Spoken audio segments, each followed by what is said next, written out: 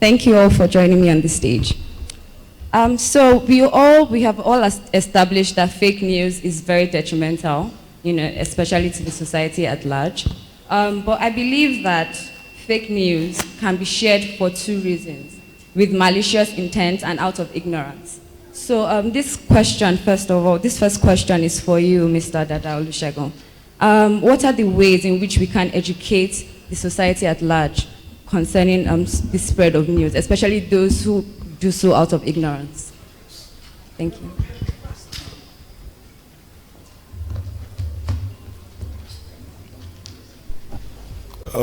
Thank you very much.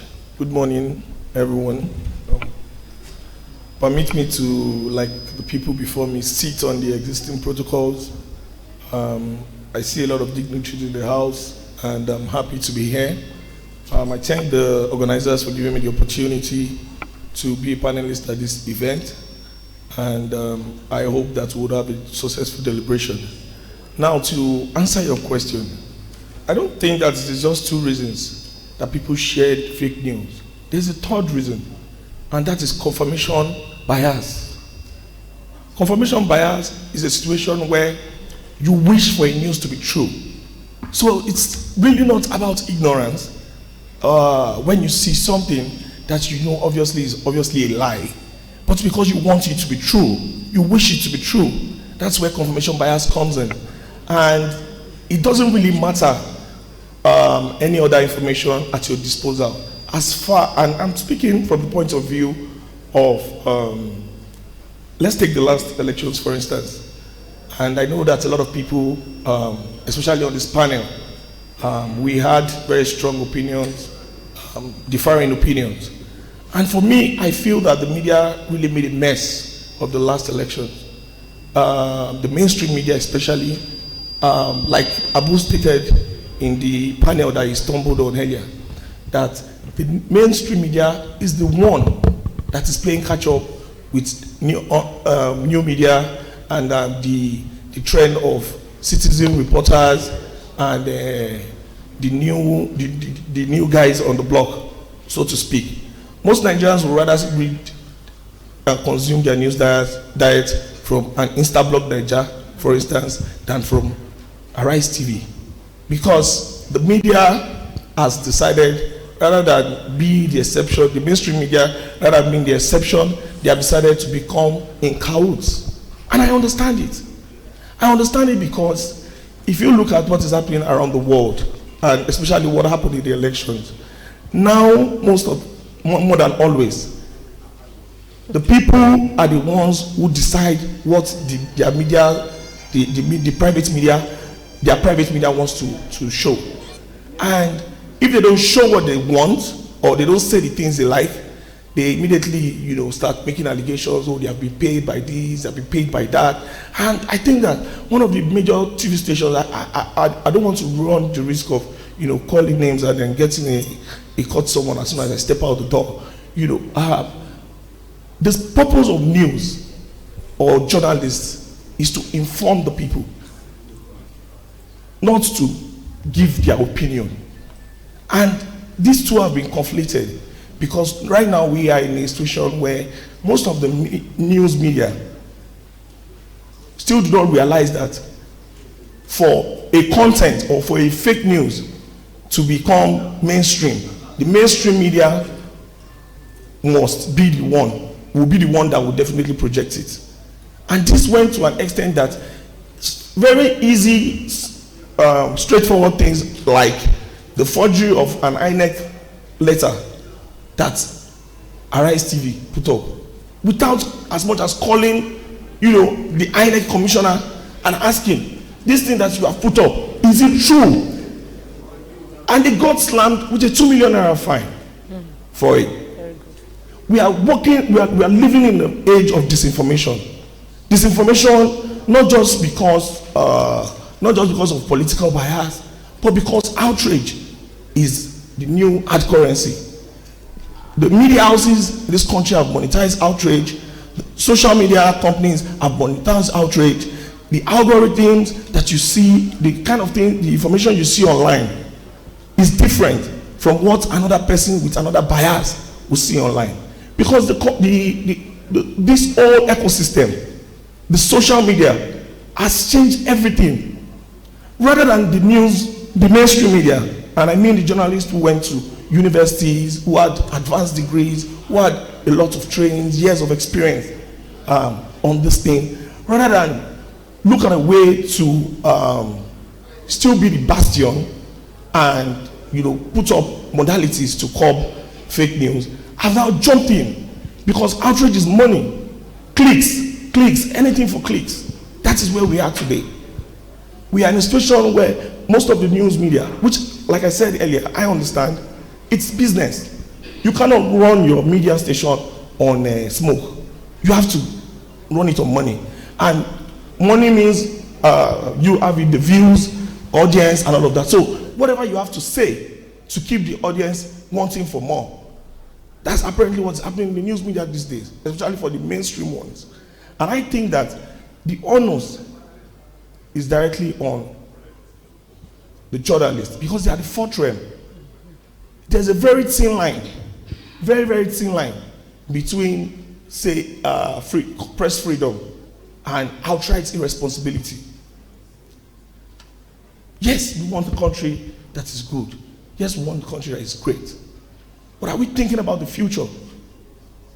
11 years ago, I was 22 years old. I was in uni. I was very passionate. I have always been passionate about this country. I've always been very passionate about everything. And social media was just coming on stream at that point.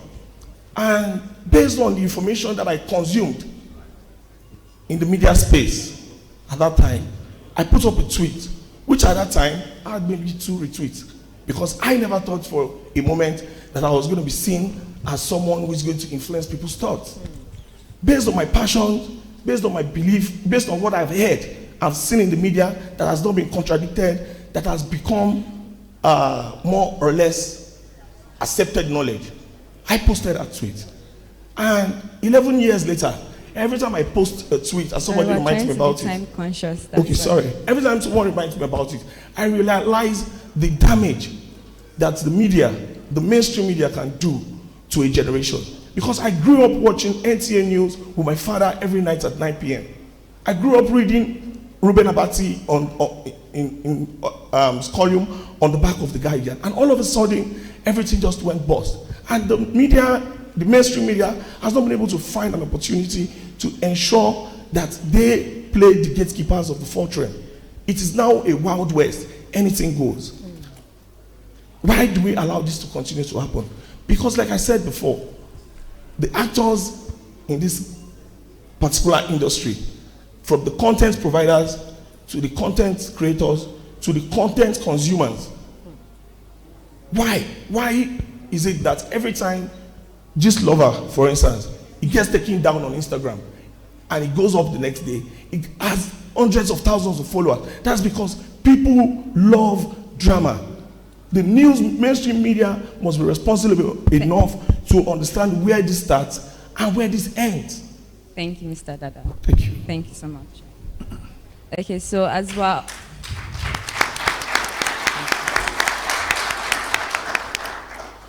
So I'm not sure if I'm the only one, but each morning I wake up to Facebook messages or posts sent by my mom to my WhatsApp,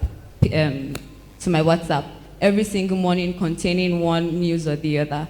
So how best do we, this question is for you, Mr. Abo. So how best do we regulate platforms such as Facebook without infringing on the right to speech, on the freedom to speech? Okay, I'll try to keep it short. Thank you. I think you should try and time people while talking so that the panel doesn't get boring. Unfortunately, we are in a situation where the control on social media is almost impossible. But I think it is a duty of everybody to always bring people's knowledge to the fact that a news that is circulating is fake, and you back up fake news with the authentic story. There are a lot of things, and I don't know if I say this if people will be angry with me, but a reasonable percentage of Nigerians are very gullible. You know, people jump on news, unverified news, and they run around town with it. Unfortunately, like my friend and colleague Shegun Dada just said, the mainstream media also doesn't even help. You know, there's a lot of, so I'm part of the inauguration committee. The picture of the 13-man committee that was displayed, there was a picture that was not the person on who's supposed to be the person on the picture, and it was shown on a lot of TV stations. I don't want to call names now, you know, and you know, even as a matter of fact, they didn't even have a picture of one of the persons, and that picture went out. Now, why is all this happening? It's happening because every TV station or radio station wants to be the first to break a news, you know. So, and it's a danger to us. We must, you see, that investigative journalism, it must happen. Now, that will play a huge role by downplaying the fake news that goes around social media. You know, because to be honest, there's a medium of social media that is very, very dangerous that people don't even pay attention to, which is WhatsApp broadcast message. Very, very dangerous. Messages just go around and people start running around town with it. So I think the mainstream media has got a lot of work cut out for them. They need to always come up with the facts so that we can share them as possible as we can. But I mean, it's going to be difficult to curb, you know, fake news on social media reasonably. Thank you. Thank you for that.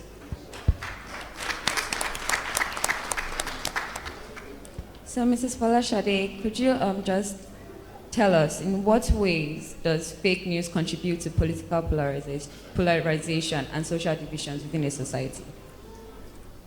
Okay, thank you very much.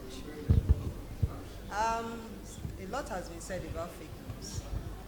Fake news has to do with unverified. Sorry, please, could you go closer to the mic, or could you bring the mic closer to you?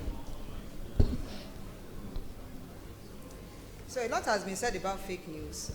Fake news has to do with unverified reports. On a daily basis, we get thousands of fake news. Except you don't have an Android phone, there is no how you will not receive fake news. Through WhatsApp, through Facebook, YouTube, people even do live videos and what have you. As journalists, I believe it's our obligation to have training and retraining. We have to really train our colleagues. We have to set up desks. We have to set up units that deal with fake news. Because most of our colleagues, they are comfortable with the traditional media. Most of them don't even know much about the new media. So, apart from our organization setting up desks and training and retraining, personally we should train ourselves. On the internet, trainings abound.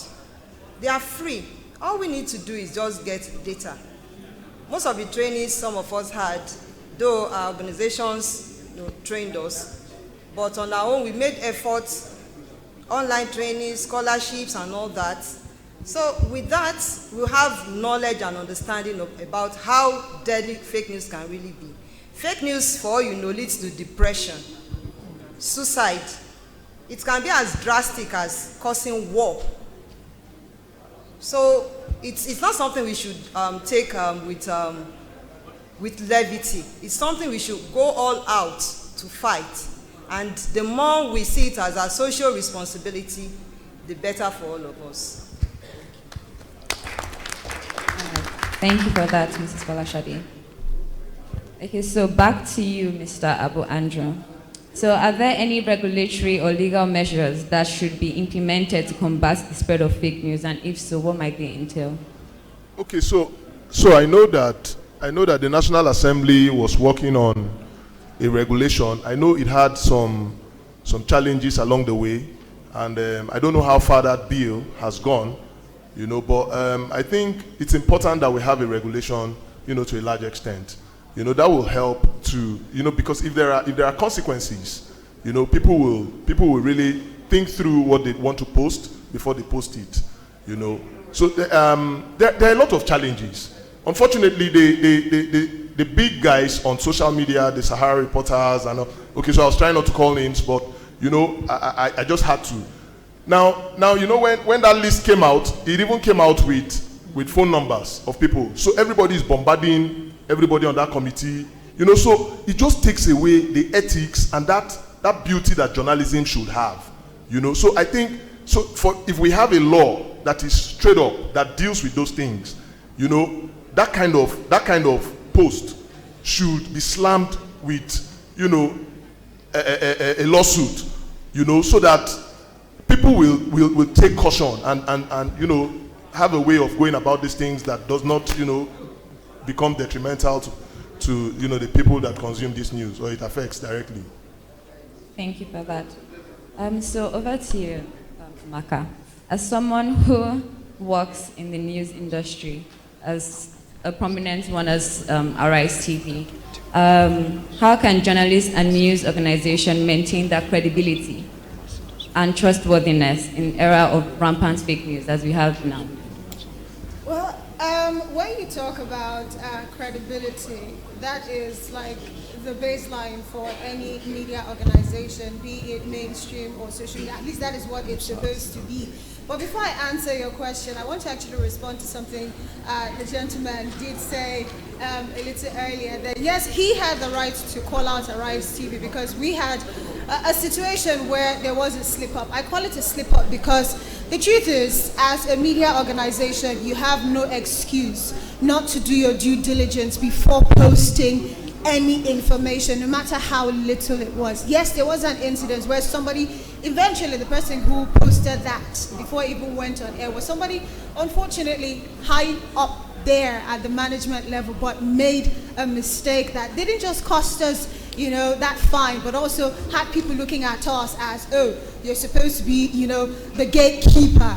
You know, that person eventually got suspended indefinitely. That was us actually taking responsibility, and even we had to apologize. I remember having to read a couple of times, you know, to apologize to Nigerians that this was a mistake. But what does that tell us? It really tells us that at the end of the day, anyone could be a victim of fake news. And the truth is, we've even gone beyond just fake news right now. We've gone into a situation where there's something you can tag as deep fake. If you cast your mind back in 2008, President Muhammadu Buhari had to come out to really assure Nigerians that he wasn't dead. Like, it got so bad to the point where someone came up with some news and said the president was dead and he was cloned and replaced by Jibril from Sudan. Till today, the president, some people in some quarters still believe is not President Muhammadu Buhari. So it tells you to the extent that, you know, this can be. And also he said something about the media were not supposed to have opinions, that were just there to inform the people. Yes, the media were there to inform, but beyond informing, you also have to educate, inform, and entertain. Yes, clarification. There are different sorts of programs out there.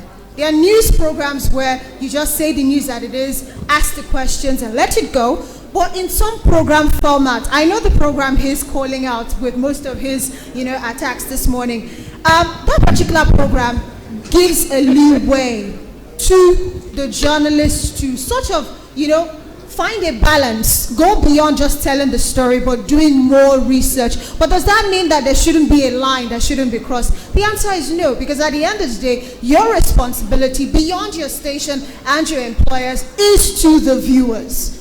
You get me? So back to your question with regards to how you can better regulate ourselves as media people. The truth is, yes, you say the media, the mainstream media, some would say we're trying to play catch up. But like it or not, today we've seen a lot of mainstream platforms even have online, you know, platforms as well, where you're seeing the tweets, the Instagram and everything. As the news is breaking, even before it goes on air, you know, we're trying to push that out there. So that way to counter, you know, some of those fake accounts that end up pushing out those fake news. But checking ourselves, very important. So that's where it comes to verification. Before you post anything out, you shouldn't be, as a media organization, we shouldn't be in a hurry to quickly push out that information, knowing that on socials, any online blogger who calls themselves a journalist can easily just post that thing and get away with it. But you, beyond getting away with it, you have that duty that responsibility to the viewer. So it's just, the onus is on you really to make those phone calls, get those verifications before pushing it. We shouldn't be in a hurry to push out the news, but make sure we do our due diligence before it goes out there, because the impact when it's out there, just like what we suffered not too long ago, can be dire, and we all definitely can do better. But taking responsibility, very critical, as individual journalists, as media organizations, and generally as citizens of Nigeria. Thank you very much. Now over to you, Hadiza. Is there a global dimension to the issue of fake news? And if so, how can international cooperation and collaboration help address it? Thank you for the question. Actually, there is. You know, before there was social media, the first perpetrators of fake news were the print medias. It happened as way back as the 1800s, 1835 to be precise. Okay? One of the most celebrated human beings that graced this planet at some point, or one of the most popular physicists, was known as Albert Einstein. There was a letter attributed to him. As it turned out, 2-3 years after that letter came out, they came out and debunked it, and they're like, oh, they all did that just to a certain degree, they mystify him as a person. In 2017, the daughter of the then president of the United States of America, his first daughter, Ivanka Trump, was attributed to the same. She says, if the theory doesn't fit the data, change the data. Yes, that's how desperate, that's how bad, that's how really clinging they are to the issue of creating chaos, misinformation, disinformation to other political rivals of our father. Do you understand? There's this case for the guy who I think President Putin gave an asylum. He's been there 5-6 years ago. His name is Edward Snowden. We know him for spreading out or basically disseminating information, classified information to be precise. Earlier on, one of the guest speakers, the colonel here, talked about how even from the premise or from his military position, they know the value and what and how information media journalist is also attributed to his own organization. There's another person too that was famous for being locked up, and he sought, what is it called, asylum in the Ecuadorian embassy for like 4, 5, 6 years. His name is known as, what's his name, Julian Assange. Originally, he's Australian, took up residency in Sweden, and then from Sweden, he ended up in the Ecuadorian embassy. He was there for like 4 or 5 years. It became a row, international row between nations. Do you understand? If you have countries as sophisticated as the United States, as sophisticated as the United Kingdom, as sophisticated as India, China, not toying around with fake news issues, not taking it lightly, when they find and pinpoint the origin of a story that will bring down the integrity, the name, the status of their country, they go after those people. Yeah. On another platform, you hear them being called prisoners of conscience, dissidents. You understand? Before you know it, some other countries will be like, oh, we're interested in your case, we want to take it up. But they, within themselves, in their own country, they don't tolerate such. I'm talking about in the case of the United States of America now, how they want to latch onto issues concerning all those other countries like China, like Malaysia, like, you know, UAE, and other second world nations. But when it regards their own, they protect. They go out of the way to guard the integrity of their country, to make sure informations, news are not being created or being thrown around in a way that it will bring disunity or chaos or ultimately war in their own country. As of 2019, our famous, the most famous Nobel laureate from this country, I'm talking about Professor Wole Soyinka, talked about how misinformation and fake news will be the cause of the Third World War. And I think in 2021, or 2022, our Honorable Minister of Information, Alhaji Lai Mohammed, also reiterated that fact. It is a very known fact. Look at the case of what happened with the vaccine. Vaccine was a global case, because your question is bordering around global whatnot. It was a global case. They had ministers of religious bodies who denounced or lied and claimed that all those things were done so that they would depopulate countries like Africa and especially our own. Or worse still, they even said these people are fighting a war against God, God of creation. Imagine that. Some of them were sanctioned internationally by countries like the UK and America for just taking such stance and misleading their people.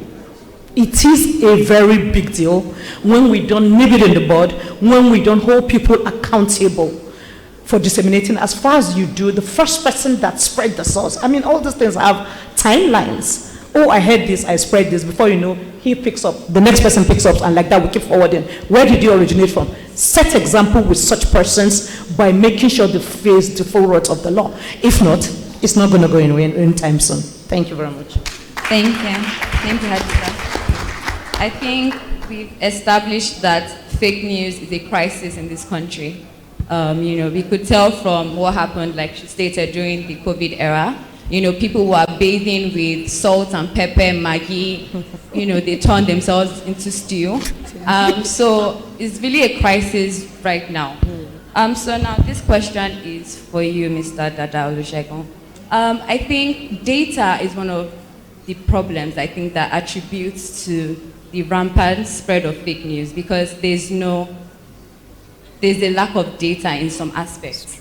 So how do people, for instance, now in terms of these elections that happened, the stats, a lot of fake news went about. How, in which way can we stop that? Or can we better our data in Nigeria? Because I really do think that attributes to the fake news. Okay. I think it still comes down to the same thing, confirmation bias. Data is not, I think we live in the age of too much information. There's data for everything. Now the question is, do people have trust in the data that they are looking at and who is providing it? And I want to quickly go back to what my sister was talking about. Fake news on the global dimension scale showed us what it means for an institution that is as old as the United States, the electoral system of the United States, to be called to question. There are people today in the United States who sincerely believe that the 2020 election was rigged. Yeah. Not only was that a test of a 200-year institution, they still went ahead to invade the capital on the orders of the then president. Insurrectionists, this kind of behavior. Now, the US and every part of the world is not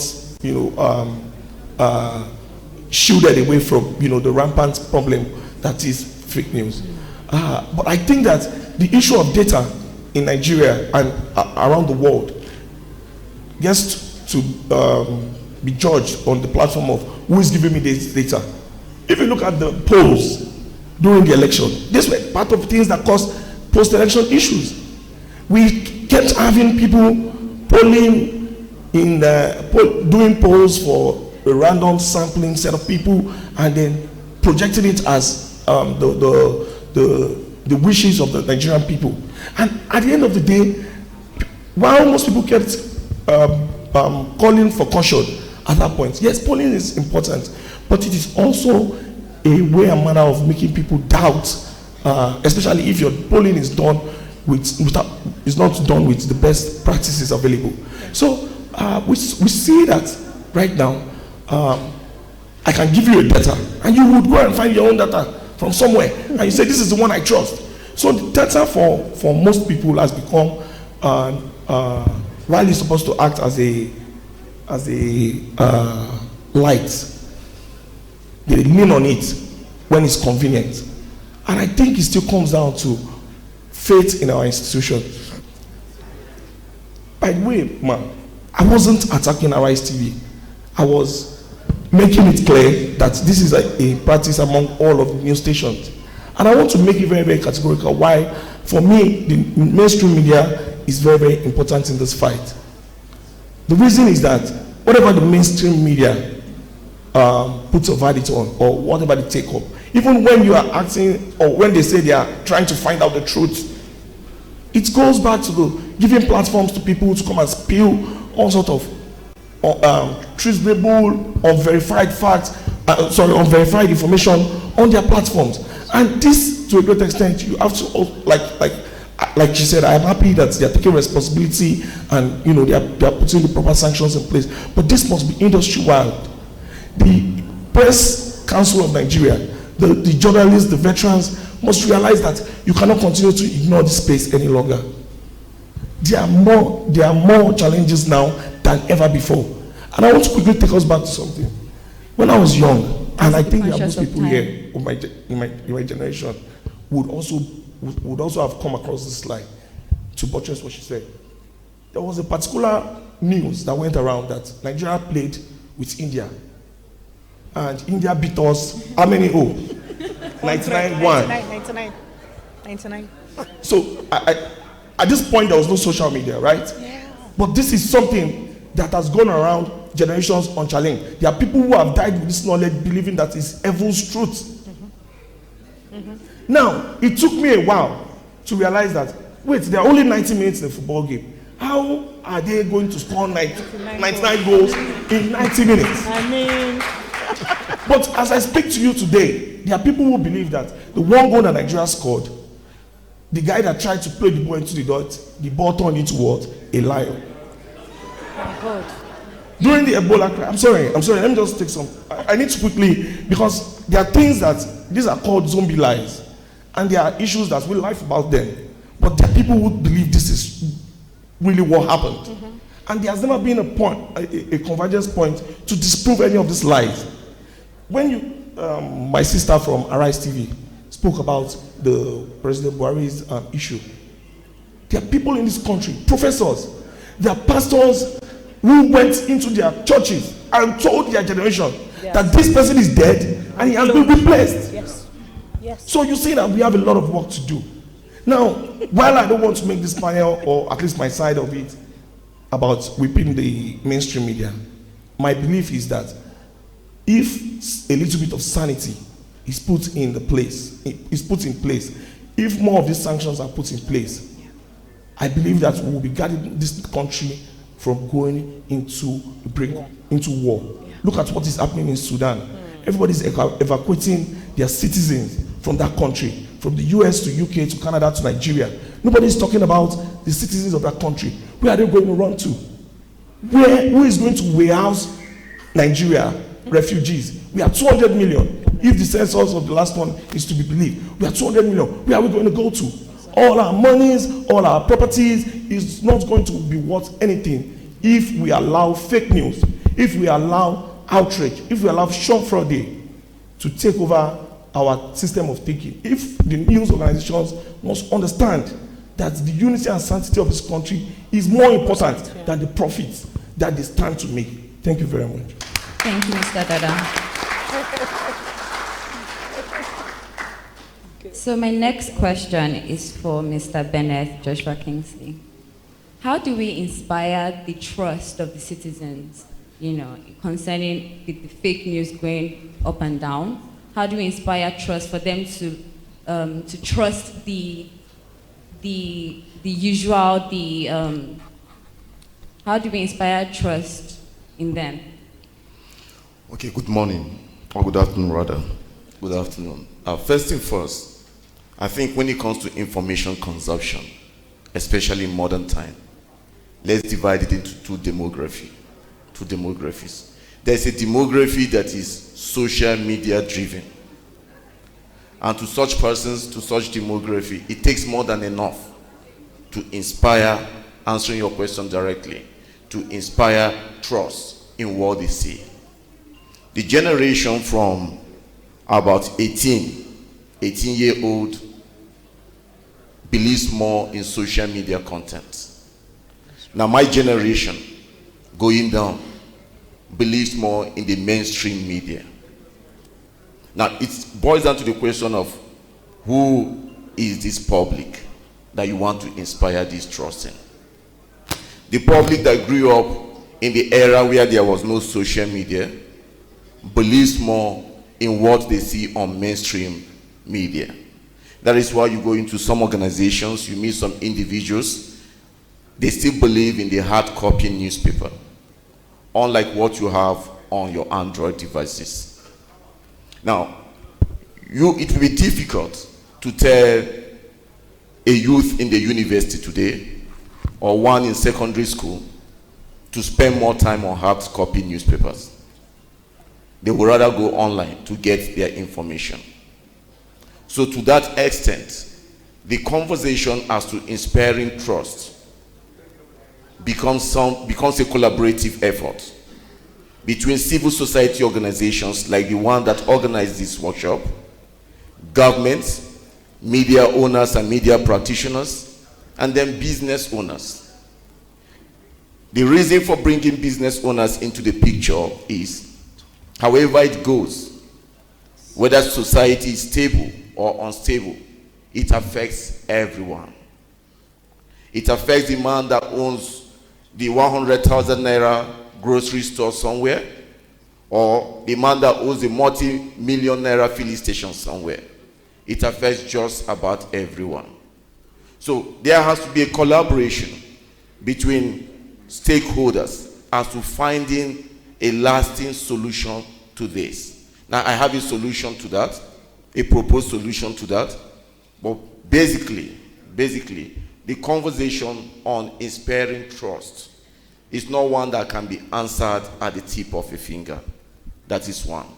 Then secondly, having sat here from the beginning of this workshop till now, I've heard a lot talked about the mainstream media. Now I'm a journalist. I've moved from online to TV to newspaper. I'm back in newspaper today.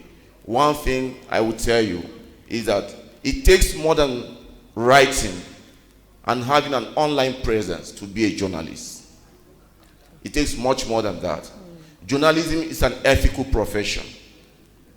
That is why it's just like saying you get somebody sustains a cut, an injury, and just because you know how to pick some solution from the first aid box and apply it to that injury, that automatically makes you a doctor, does it? It doesn't make you a doctor. So the very fact that you can pick up your pen, you understand the semantics of grammar, conjunctions and what have you, does not qualify you to be a journalist. We must draw that distinction. Thank you very much. So we've come to the end of the panel discussion. Thank you. Thank you very much. Please, let's put a very resounding applause for this team of panelists today. Thank you for having us. Before you come down to the rest of the audience, please could you come together for a group photograph just as we did the last time. If Mr. Mayaki can join them, we don't mind. Paparazzi, where are you? Please gather together quickly. Paparazzi, please. Yes, a group photograph. Please, could you make it a close-up as much as possible since there are many of you on the stage? I think